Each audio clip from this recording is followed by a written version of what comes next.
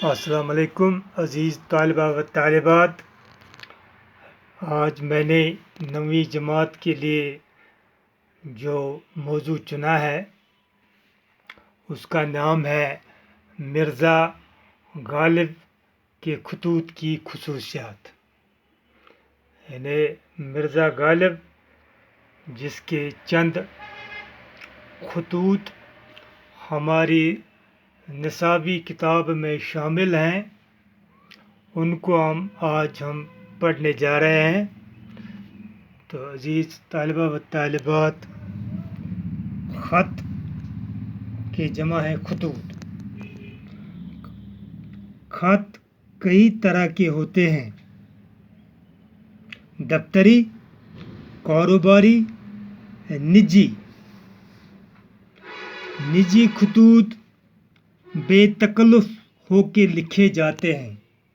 جو ذاتی خطوط ہوتے ہیں ہم ایک دوسرے کو لکھتے ہیں، یہ بے تکلف لکھے جاتے ہیں. خاص طور سے جب ایک دوست دوسرے دوست کو خط لکھے، یعنی جب دو دوست ایک دوسرے کے ساتھ کو خط لکھیں، اس میں انسان بے تکلف ہو کر لکھتا ہے. بعض خطوط ایسے ہوتے ہیں کہ ان سے لکھنے والے کی شخصیت کے مختلف پہلو سامنے آتے ہیں اور ان کے بارے میں بھی معلومات بہم ہوتی ہے جن کے نام وہ خط لکھے گئے ہوں. اے عزیز بچوں، جب ایک دوست دوسرے دوست کو خط لکھتا ہے، خط لکھنے کے دوران ہمیں اس بات کا بھی پتہ چلتا ہے کہ ان دوستوں کے اہل و عیال، ان کے حال احوال جو ہیں یہ ہمیں معلوم ہوتے ہیں. ان کے باقی زندگی کے دوسرے پہلو بھی معلوم ہوتے ہیں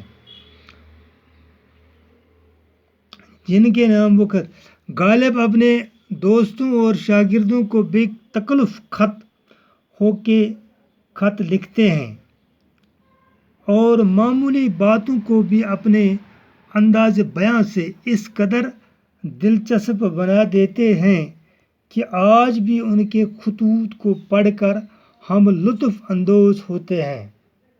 یعنی غالب کے خط لکھنے کا جو انداز تھا وہ بہت نرالا تھا، بڑا دلچسپ تھا. وہ معمولی باتوں کو بھی اس طرح سے پیش کرتے تھے، اس طرح سے لکھتے تھے، اس طرح سے اپنے قلم سے سنوارتے تھے کہ پڑھنے والا بہت خوش اور مسرت محسوس کرتا تھا، یعنی لطف اندوز ہو جاتا تھا. غالب نے ان خطوط میں اپنے سوانح حالات، اپنے دور کے سیاسی نشیب و فراز، سماجی واقعات اور ادبی و تاریخی نکات بڑے دلچسپ انداز میں پیش کیے ہیں. اب مطلب یہ ہے کہ جو غالب خطوط لکھتے تھے، اپنے خطوط لکھنے کے دوران ہمیں ان کے سوانح حالات یعنی ان کی زندگی کے متعلق ہمیں معلومات حاصل ہوتے تھے. اس دور کے سیاسی اتار و چڑھاؤ، سماجی واقعات اور ادبی و تاریخی نکات بھی ہمیں معلوم ہوتے تھے. یہ اس کے لکھنے کا انداز ہی ایسا تھا کہ اس کے جو احوال ہوتا تھا، اس کو اندرون و بیرون جو ہوتا تھا وہ یہ اپنے خط میں، اپنے خطوط میں درج کرتا تھا اور پڑھنے والے کو بخوبی معلوم ہو جاتا تھا کہ اس دور کا سیاسی، سماجی، ادبی و تاریخی حالات کیا ہیں. مرزا غالب کو دائمی شہرت اردو غزل اور خطوط کی بدولت ملی. کیونکہ جو مرزا غالب تھے وہ شاعر بھی تھے اور نثر نگار بھی تھے. ان کو جو شہرت حاصل ہوئی وہ اصل میں غزل سے ہوئی اور خطوط کی بدولت بھی ہوئی. حالانکہ ان کی فارسی شاعری اعلیٰ درجے کی ہے، ان کا جو زیادہ عبور تھا یا زیادہ جو ان کو شہرت ملی وہ فارسی شاعری سے ملی. اصل میں اردو زبان میں میر امن کے بعد اعلیٰ نثر کی ابتدا غالب کے ان خطوط سے ہوئی جو انہوں نے اپنے دوستوں اور شاگردوں کو لکھے ہیں.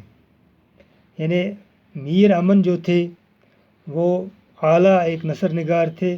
ان کے بعد جو اعلیٰ نثر نگاری کی گئی ان میں غالب کا ہاتھ ہے. غالب کا مقام بہت بلند ہے جو انہوں نے اپنے جو خطوط ہیں اپنے دوستوں اور اپنے شاگردوں کے نام لکھے. ان کے اردو خطوط کے 2 مجموعے شائع ہو چکے ہیں. یعنی 2 مجموعے ان کے اردو خطوط کے حوالے سے شائع ہو چکے ہیں. ان کے خطوط کی چند خصوصیات یہ ہیں کیونکہ جو غالب ہیں ان کے جو خط لکھنے کا انداز تھا بڑا نرالا تھا اور ان کی خاص کچھ خصوصیات ہیں وہ میں یہاں پر آپ کو بیان کرتا ہوں. نمبر 1، مرزا غالب نے خطوط میں القاب و آداب کا پرانا اور مشکل طریقہ ختم کیا. یعنی پرانا طریقہ جو تھا القاب و آداب کا، یعنی 1-2 صفحے انسان صرف القاب اور آداب پر ہی خرچ کرتا تھا، یہ اس نے ختم کیا. مرزا غالب کے خطوط کو زبان عام فہم اور شیرین ہے. یعنی زبان جو وہ استعمال کرتے تھے خطوط نگاری بالکل میٹھی تھی اور عام فہم تھی، بول چال کی زبان. مرزا غالب نے مراسلہ کو مکالمہ بنا دیا ہے. یعنی وہ جو لمبی لمبی داستانیں بیان کی جاتی تھی خطوط میں، اس کو اس نے تبدیل کر کے مکالمہ، یعنی اس نے اس کو بات چیت میں بدل دیا ہے، ڈائلاگ میں بدل دیا ہے. ان کے خطوط میں غیر ضروری روایتی طوالت نہیں تھی. یعنی غیر ضروری یہ فضول باتیں وہ اس میں نہیں لکھتے تھے. اس طوالت کو اس نے ختم کیا. ہر ایک خط میں ظرافت اور خوش مزاقی موجود ہے. یعنی جب وہ خط لکھتے تھے اس میں ایک لطف تھا، ایک خوش مزاقی موجود ہوتی تھی. مرزا غالب کے خطوط پڑھ کر اس زمانے کے معاشی اور معاشرتی حالات بھی معلوم ہوتے تھے. جیسے کہ میں نے پہلے ہی عرض کیا کہ اس کے خطوط پڑھ کر ہمیں اس زمانے کے معاشی حالات، سیاسی حالات اور سماجی حالات سے بھی ہم باخبر ہوتے تھے کہ کیا اس دور کے حالات کیسے تھے. غالب کے خطوط بول چال کی زبان میں لکھے گئے ہیں. یعنی جو اس کی خطوط ہے بالکل انسان ایسا لگتا تھا جیسے کہ ایک دوسرے کے ساتھ انسان باتیں کرتا ہے. عزیز بچوں، یہ تھے غالب کے خطوط اور ان کی کچھ خصوصیات.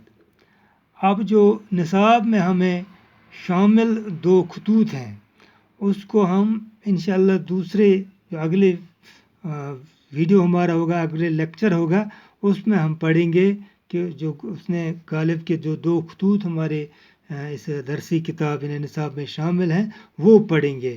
یہاں اس ویڈیو میں نے تھوڑا بہت آپ کو ان کے خطوط کے بارے میں آپ کو جانکاری دی. مجھے امید ہے کہ آپ کو سمجھ آیا ہوگا. آپ خوش رہے، خوشحال رہے. السلام علیکم ورحمۃ اللہ وبرکاتہ.